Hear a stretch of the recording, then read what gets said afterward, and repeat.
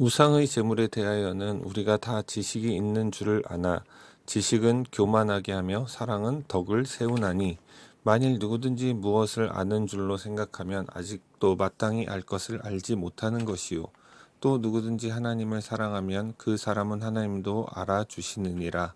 그러므로 우상의 제물을 먹는 일에 대하여는 우리가 우상은 세상에 아무것도 아니며 또한 하나님은 한 분밖에 없는 줄 아노라.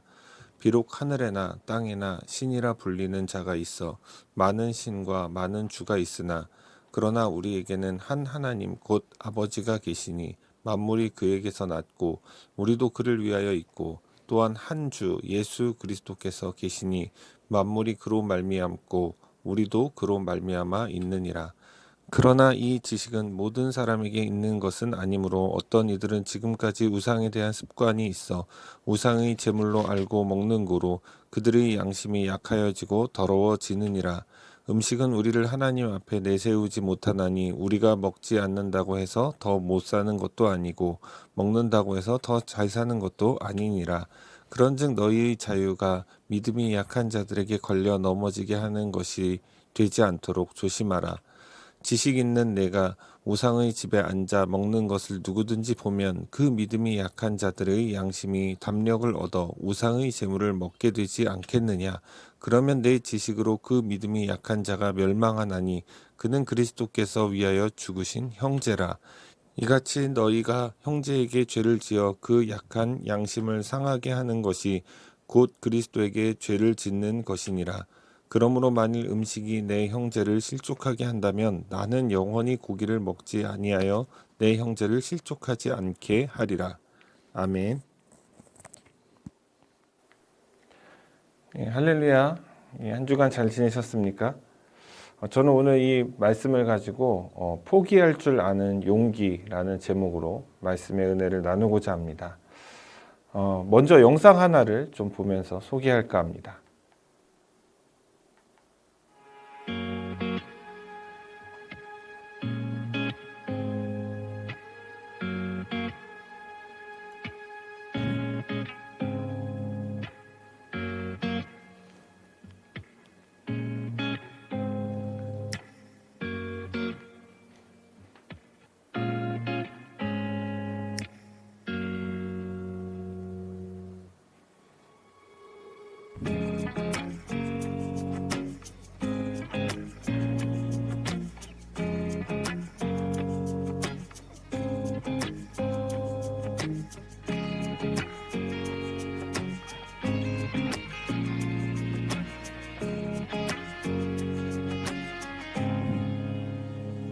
Cause you're fading out. We've been here before. Tell me again, just tell me again, and I'll make it right. Don't go through that door. Tell me again, just tell me again, and I'll make it right. 여러분, 저런 상황에서 여러분 함께 머리 자르실 수 있으시겠습니까? 영상에서 보셨듯이 말이죠. 세상에도 이와 같이 사랑하는 사람을 위해서 자신의 것을 과감하게 포기하는 사람들이 참 많습니다. 이 교회라는 공동체 역시 이 사랑하는 형제 자매를 위해서 내가 무언가 포기할 준비가 되어 있어야만 합니다. 만약 포기할 줄 모른다면 교회는 계속해서 분열하고 분쟁하게 될 것입니다. 내 것을 위해서 말이죠. 오늘 우리가 다루게 될 이 본문은 고린도 교회 내에 또 다른 분열의 모습을 그려내고 있습니다. 이 본문을 통해서 도대체 무엇이 문제이고 왜 포기할 수 있어야 하는지를 좀 알아보기를 원합니다. 그리고 궁극적으로 그것들을 통해서 어떻게 하나 된 교회를 세워갈 수 있는지 오늘 우리가 함께 나눠보기를 원합니다. 오늘 본문을 간단하게 요약하면 1절 말씀인데요. 이렇습니다. 우상의 제물에 대하여는 우리가 다 지식이 있는 줄을 아나 지식은 교만하게 하며 사랑은 덕을 세우나니. 1절 말씀이 바로 이 8장 전체를 대변하는 핵심 구절이 되는 것입니다. 이런 형식의 글을 우리는 두갈식이다라고 표현을 하죠. 바울이 주제를 고린도 교회에 던지는 것입니다. 1절 말씀을 통해서 말이죠. 그렇다면 본문은 우상의 제물을 먹는 것에 관한 이야기가 나오는데 우상의 제물을 먹는 것이 합당하냐 아니냐 이 문제를 다루기 위해서 바울이 말하는 것이었을까요? 바울은 우상의 제물을 먹는 것에 대하여라고 시작은 하고 있지만 그가 진짜로 전하고 싶은 말은 이 지식이라는 것과 사랑이라는 것을 서로 대조하면서 설명하는 것이에요. 여기에 핵심적인 의미가 있다는 것입니다. 그래서 1절을 다시 보게 되어지면 지식은 어떻게 한다고요? 교만하게 한다고 합니다. 그러나 사랑은 어떻게 합니까? 덕을 세운다라고 바울이 말하고 있는 것입니다. 자, 그렇다면 이 지식에 대해 조금 짚고 넘어갈 필요가 있습니다. 1절에서 쓰인 이 지식이라는 단어는 헬라어로 그노시스에 해당합니다. 그노시스죠. 영어로는 knowledge를 말하는 것입니다. 성경에서 지식이라는 단어를 말할 때 무엇을 안다라는 의미로 그 의미로 단어를 선택할 때는 두 가지 단어를 섞어서 씁니다. 첫 번째는 오이다. 그리고 두 번째는 오늘 본문에 쓰인 그노시스입니다.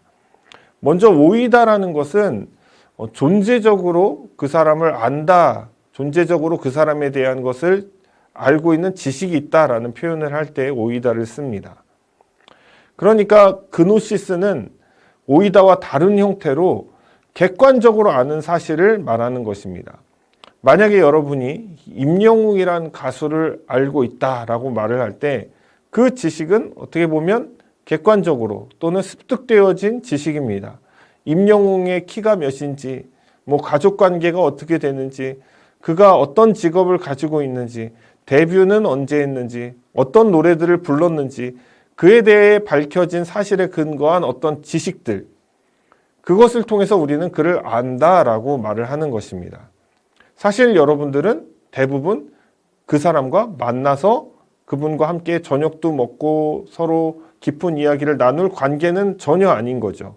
그냥 TV를 통해서 보고 어떤 검색창을 통해서 그분에 대한 정보를 알고 있는 것. 이것이 그노시스와 오이다의 차이입니다. 오이다라는 것은 반대로 그노시스와 약간 다른 성격인데요. 함께 만나서 밥도 먹고 어떤 교제를 하면서 친밀한 관계 속에서 쌓이는 지식을 말하는 것입니다.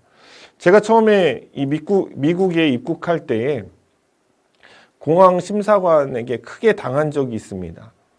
저보고 얼마나 머물 거냐. 그래서 한 3달 있을 거다. 90일 있을 거다. 그랬더니 어디에서 90일을 있을 거냐. 이렇게 물어보는 거예요. 그래서 저는 친구 집에 머물 거예요. 라고 말을 했습니다. 근데 하나 하지 말아야 될 말을 했어요.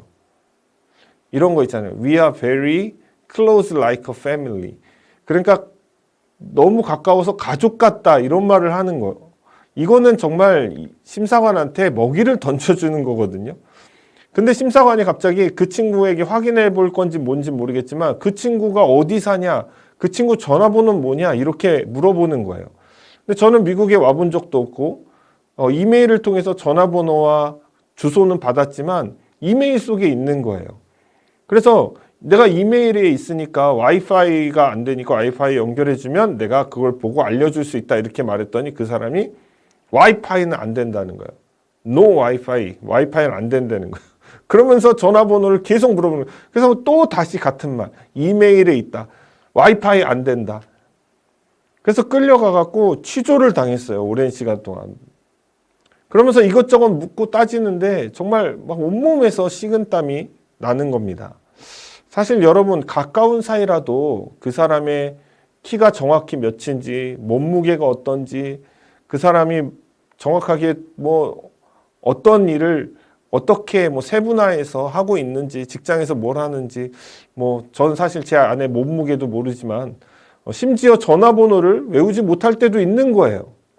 그냥 저장되어 있으니까 요즘엔 특히 스마트폰을 쓰니까 이름 치면 나오고 카톡 이런 거 하니까 전화번호를 잘 못 외우는 시대가 되었습니다. 그러니까 전화번호를 외우지 못할 때도 있는 거예요. 그러니까 지식적으로 잘 모를 때가 많아요. 그노시스적으로 모를 때가 있어요. 그러나 오이다, 존재적으로는 너무 잘하는 사이인 것이죠.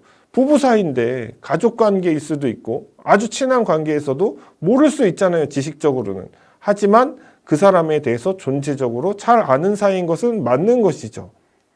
이 본문에서 말하는 지식이라는 것은 그노시스예요.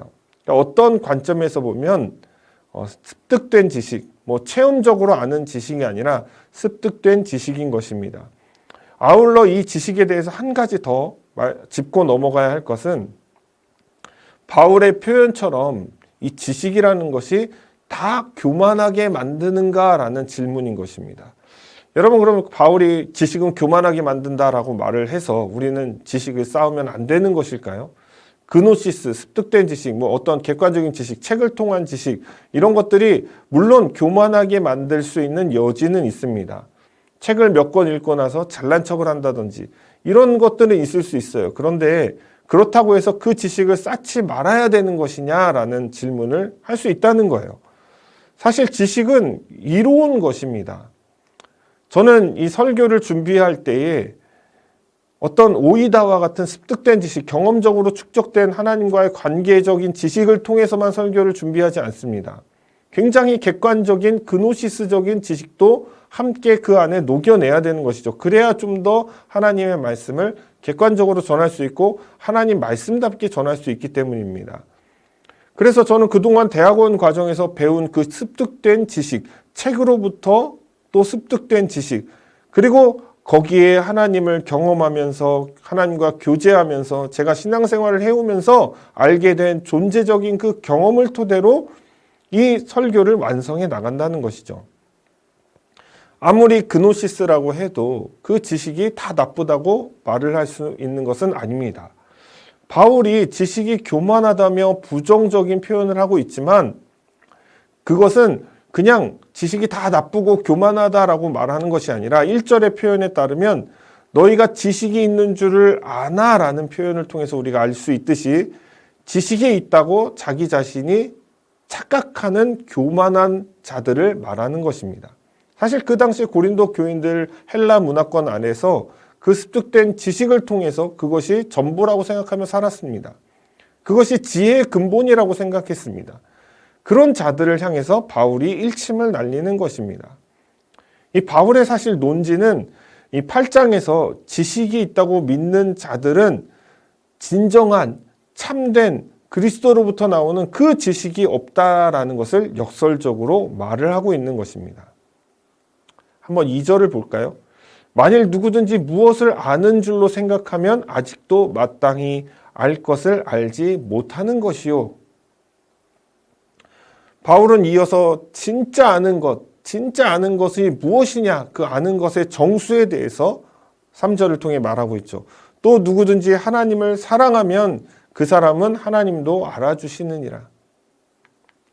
바울은 참된 지식은 사랑에 근거하고 있다라는 것을 말하고 있는 것입니다. 그러니까 1절과 연관지어서 생각해 보면 사랑은 하나님에 대한 사랑이고 또한 덕을 쌓는 것임을 알게 되어지는 것입니다. 이것을 아는 것이 참된 지식이다라는 거예요. 너희들이 아는 그 지식은 제대로 된 게 아니야. 이게 진짜 지식이야 라는 말을 하고자 하는 거예요. 그러면서 바울은 고린도 교회의 상황을 통해서 설명해 나아갑니다. 당시 여러분 고린도 교회는 이 우상 숭배가 많았던 지역입니다. 그래서 우상에게 바쳐졌던, 우상의 제물로 바쳐졌던 그 고기가 시중에 유통되기도 했습니다. 고기의 어떤 부분은 우상에게 제물로 드려지고 쓰여졌고 그리고 남은 부분 중 일부는 또 신전을 섬기는 자들이 먹기도 합니다. 그리고 또 어떤 부분은 시중에서 유통되기도 해요. 그리고 또 고린도 지역 안에서 벌어지는 그 축제 때 그 고기가 사용되기도 합니다. 이런 과정을 고린도 지역에 사는 사람들은 모두 다 알고 있었다는 거예요. 고린도 교인들 일부는 이 우상에게 바쳤던 제물을 먹는 것에 대해서 굉장히 부정적인 입장이었습니다. 왜냐하면 그 고기는 오염됐다라고 생각을 했기 때문입니다. 제가 5살 때 단독주택에 살았습니다. 저희 집 바로 옆에 뭐 절인지 뭐 아니면 무슨 무당이 살았는지 정확히 기억은 안 나요. 근데 우상을 섬기는 집이 있었어요. 그래서 맨날 제사를 드려요, 그 집은. 근데 제사를 드리고 나면 음식이 많이 남잖아요. 근데 저희 집과 그 집 사이에 있는 그 가로지르는 담장이 그렇게 높지 않았습니다. 근데 하루는 어떤 제 또래의 친구가 거기서 알록달록한 사탕을 맛있게 먹고 있었어요. 저는 일평생 물론 5살이었지만 일평생 살면서 그런 사탕 처음 봤거든요. 근데 그걸 먹는데 너무 맛있어 보이는 거예요. 그래서 제가 부럽다 이런 시선으로 그걸 이렇게 막 봤더니 그 친구가 어디서 하나를 더 갖고 와서 저한테 내미는 거예요. 그래서 너무 고마웠죠. 야, 드디어 나도 인생에 처음 이렇게 맛있는 사탕을 먹을 수 있겠구나. 그래서 그 사탕을 먹으려고 까서 입에 넣으려는 순간 할머니께서 갑자기 나오시면서 그 사탕 먹지 마 이러시는 거예요. 그래서 왜 먹지 못하게 하셨냐면 그거 제사 때 드렸던 제사 지낼 때 놓았던 음식이니까 먹으면 안 돼, 부정한 거야 이렇게 말씀을 하셨습니다. 그래서 저는 그 사탕을 눈앞에서 놓쳐버렸어요. 그리고 할머니께서는 앞으로 그 친구가 주는 어떤 음식도 먹지 말라 이렇게 말씀을 하셨어요. 왜냐하면 그 우상에게 드렸던 음식을 먹으면 그 부정한 음식을 먹는 것이기 때문이라고 그렇게 말씀하셨습니다.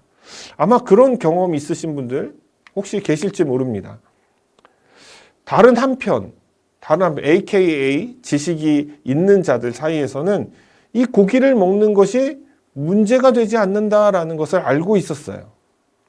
바울 역시 그것이 문제가 되지 않는다고 말을 합니다. 저희 할머니가 사탕을 못 먹게 했지만 그걸 먹어도 문제가 없다 이거예요. 4절 말씀부터 6절 말씀 한번 볼까요?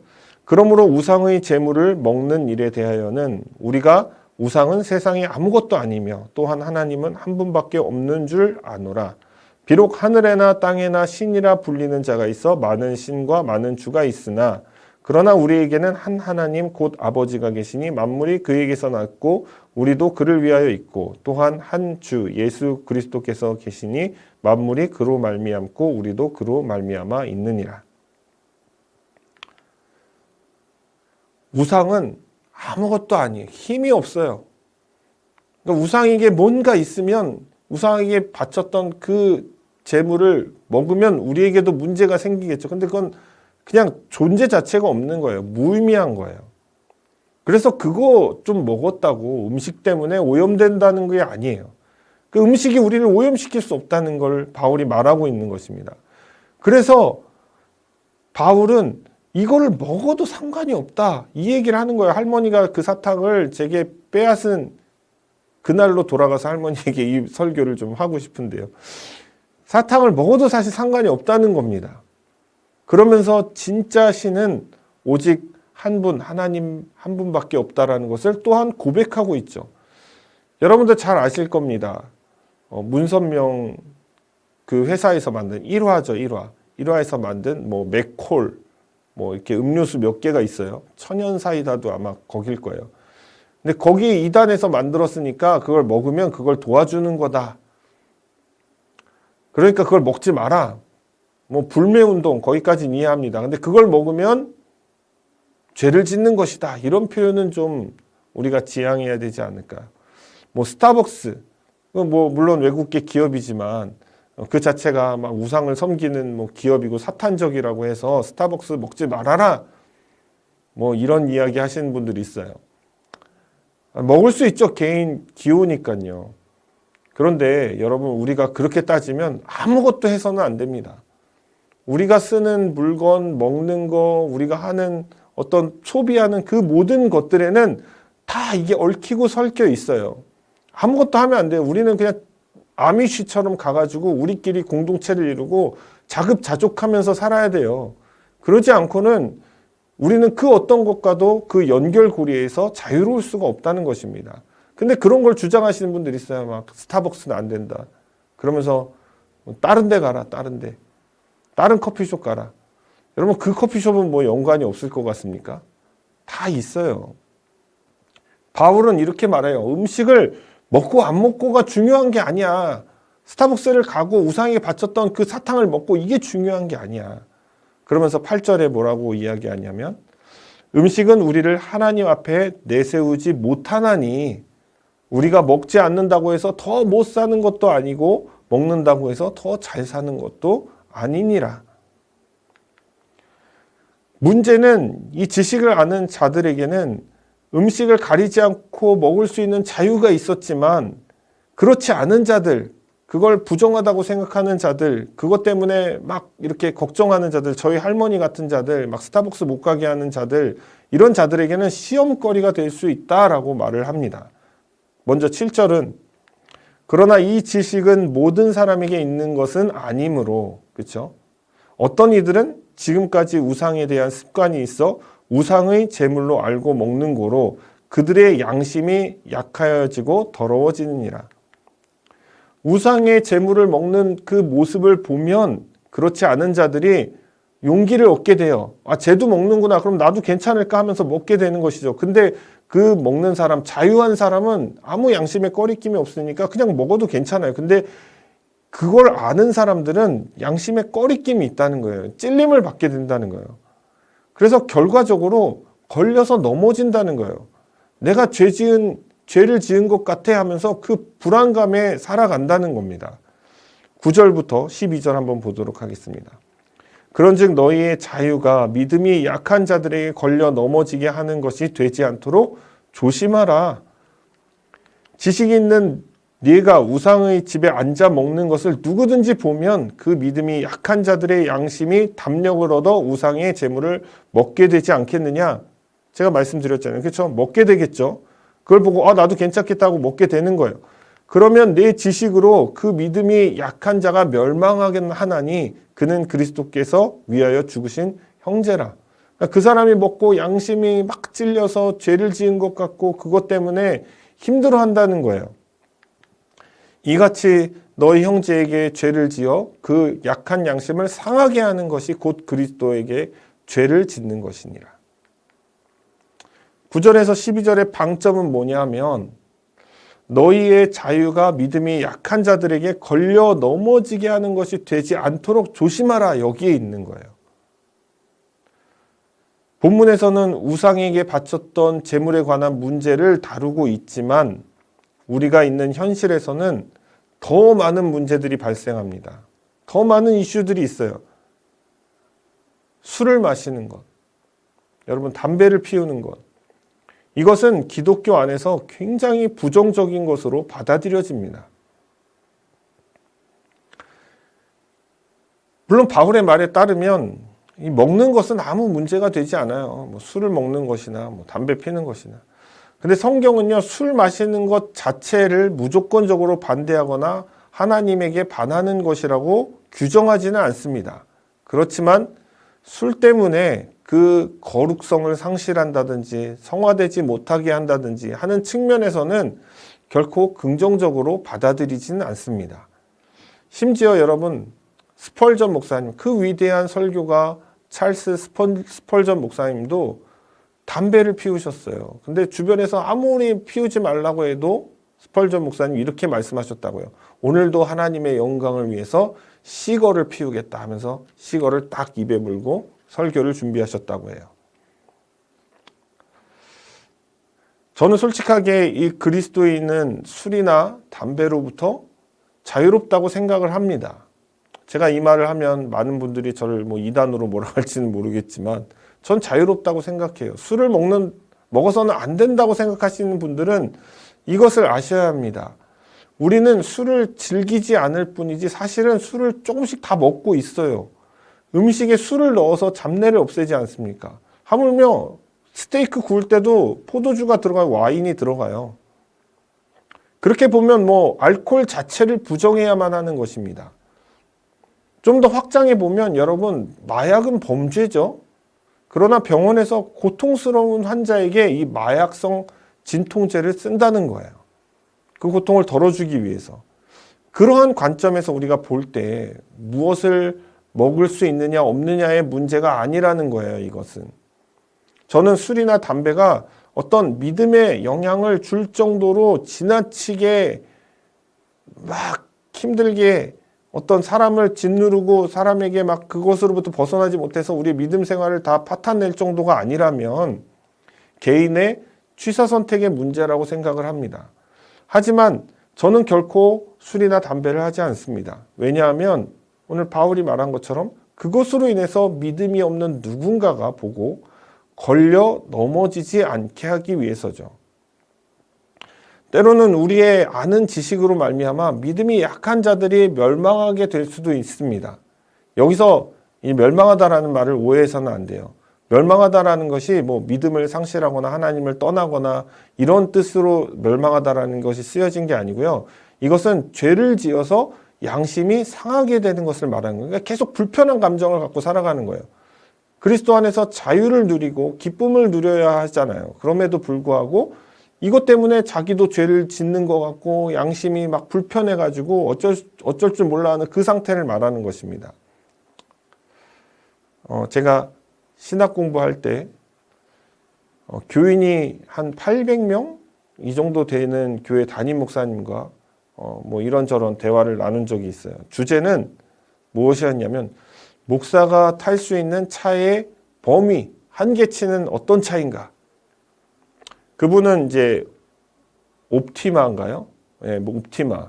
한국 차로는 뭐 K5 정도 됩니다. 그 차를 타고 계십니다. 제가 보니까 뭐 어떤 목사님은 개척교회 목사는 뭐 스타렉스를 타고 다닌다는 소리를 듣고 그 소리 듣기 싫어서 뭐 체어맨 타시던데 교회도 별로 안 크면서 말이죠. 근데 이분은 굉장히 큰 교회인데도 불구하고 게다가 이분은 학교에서도 이 tenured professor예요. 그러니까 종신 교수죠. 그러니까 시간제 뭐 이런 사람하고 비교가 안 돼요. 베네핏이 완전히 다릅니다. 여러분 미국에서는 이 K5 옵티마 이 차는 캠리, 뭐 소나타 뭐 이 정도 급인 차예요. 그러니까 저 같은 돈 없는 신학생이 타는 차예요. 저도 소나타 뽑았거든요. 그나마 싸고 탈만한 차입니다. 그러니까 한국에서 탈 때는 약간 아반떼 이런 느낌? 이런 느낌이라고 보시면 될 것 같아요. 그래서 저희가 물어봤어요. 아니 목사님 교회도 이렇게 크고 10year 프로세서인데 왜 뭐 페이가 적습니까? 왜 K5를 옵티마를 왜 타십니까? 게다가 옵션도 없고 깡통이던데. 그랬더니 목사님께서 이런 말씀하셨어요. 알죠. 독일차, 일본차 좋은 거 다 알고 있습니다. 저도 남자잖아요. 저도 차 좋아합니다. 그런데 행여나 제가 타는 차를 보고 교인 중에 누군가 시험에 들까봐 그냥 평범한 차를 타는 거예요. 또 너무 안 좋은 차를 타면 어떤 교인들이 또 그걸 보고 부담 가질 수도 있잖아요. 목사님 너무 안 좋은 차 타시는데 좋은 차 뽑아드려야 되나. 그래서 적당한 차를 골랐는데 그게 옵티마 K5라는 거예요. 그래서 저희끼리 결론 내리기를 목회자는 뭐 소나타급 차, 풀 옵션까지 가능하다. 선루프 달 수 있다. 뭐 이렇게 결론을 지었습니다. 물론 그 목사님 몇 년 후에 좋은 일본 차로 바꾸셨습니다. 뭐 세컨 카인지 모르겠지만 그거 타고 다니시는 거 제가 좀 봤거든요. 여러분 목사가 사실 BMW 타지 말라는 법은 없습니다. 성경에도 안 나와 있어요. BMW 탈 수 있죠. 그건 자유입니다. 그러나 중요한 것은 내가 자유롭게 한 그 행동과 그 모습 때문에 누군가 양심에 꺼리게 되어지고 죄를 짓게 된다면 그것은 당장 멈춰야 되는 것입니다. 바울은 그래서 13절에 이렇게 말씀하고 있습니다. 그러므로 만일 음식이 내 형제를 실족하게 한다면 나는 영원히 고기를 먹지 아니하여 내 형제를 실족하지 않게 하리라. 바울은 이 지식보다 사랑이 더 우선이라고 말을 하고 있는 것입니다. 그리고 형제를 사랑하는 마음에 실족하지 않게 하려고 나의 자유를 포기할 줄 아는 것이야말로 진정한 지식이라는 역설을 하고 있는 것이죠. 결론을 맺을까 합니다. 사실 저는 오늘 이 설교를 준비하면서 장고의 장고를 거듭했습니다. 왜냐하면 너무 제 이야기이기 때문이에요. 그래서 어떻게든 면해보려고 다른 예시를 찾고 다른 경험들을 기억 속에서 꺼내보려고 다른 사람의 이야기를 좀 채워놓기 위해서 부단히 노력했습니다만 결국 말씀 앞에 두 손 두 발 다 들고 이렇게 고백하게 되었습니다. 흔히들 많은 목사님들이 이렇게 말씀하시죠. 성도들에게 설교로 은혜를 끼칠 수는 있어도 자기 아내에게 은혜를 끼치는 것은 굉장히 어렵다. 제가 이 말씀을 드리는 이유는 최근 제 삶 속에서 이런 모습이 드러나기 때문입니다. 사실 저는 목사죠. 동시에 한 여자의 남편이기도 하고 두 자녀의 아빠이기도 합니다. 하지만 저는 이 모든 것으로부터 너무 그동안 자유로웠습니다. 이 자유롭다는 것은 뭐 가장으로서 책임을 지지 않고 뭐 이런 문제가 아니라 집에서 목회자의 모습이 거의 보이지 않았다라는 것이죠. 그냥 집에서 편안한 옷차림으로 소파에 누워서 주일 저녁에 늘 하던 루틴대로 뭉쳐야 찬다를 좀 시청하고 이 스트레스 좀 풀기 위해서 좀 게임도 좀 하고 영화도 보고 유튜브도 보고 그냥 여느 아빠와 다를 게 없는 그런 제 모습이었죠. 가끔 운전을 하다 보면 위험하게 운전하는 분들 또 매너 없이 막 튀어나오시는 분들 보면 저도 모르게 막 험한 말이 튀어나옵니다.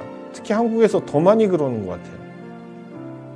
그런데 문제는 저의 이런 모습들 때문에 제 아내가 시험에 들었습니다. 뭐 시험 들었다는 것은 뭐 제 판단이긴 합니다만 어느 날 제 아내가 저에게 이런 말을 하더군요. 오빠는 내가 보니까 사역자가 맞나 싶어. 맨날 집에서 이렇게 편안한 옷차림으로 누워서 영화 보고 게임도 하고 유튜브 보고 사실 티는 안 냈지만 굉장히 충격을 받았습니다. 제 아내는 늘 제가 설교할 때 그냥 잘한다라는 말은 하거든요. 뭐 말을 잘해서 그런 건지 아니면 뭐 지식적인 전달을 잘해서 그런 건지 뭐 어떤 이 말씀을 통해서 제 삶을 막 성화시켜 나가는 모습을 별로 본 적이 없어서 그런 걸 수도 있습니다. 근데 뭐 어떤 은혜 받았다, 감동적이다 이런 말은 뭐 들어본 적이 없어요. 앞으로 가장 먼저 우리 가족들에게 사랑의 덕을 세우는 한 명의 그리스도인이 되어야 되겠다. 이런 다짐을 하게 돼 있습니다. 완벽하지는 않아요. 그 방향으로 나아가려고 합니다. 한 번에 되지 않을 수도 있어요. 제가 자유 안에서 했던 그 행동들로 인해서 우리 가정이 시험에 들지 않도록 각별히 주의해야 되겠다라는 생각을 했어요. 특히 저희 딸들에게도. 사랑하는 여러분, 이 교회 공동체도 마찬가지 아니겠습니까? 진정한 지식은요, 덕을 세우는 거예요. 바로 사랑의 덕을 세우는 것입니다. 배교를 하지 않는 한 자유로운 모습이라 할지라도 그것 때문에 믿음이 약한 자들의 성숙을 방해하는 결과를 가져온다면 자신이 누리고 있는 그 자유를 스스로 포기할 수 있어야 하는 것입니다. 그런 용기가 필요하다는 겁니다. 교회는 지식으로 세워지는 것이 아닙니다. 오직 사랑의 덕으로 세워진다는 것을 가슴에 새기십시오. 그래서 덕을 쌓는 삶을 살아가시는 그런 저와 여러분이 되시기를 주님의 이름으로 축원을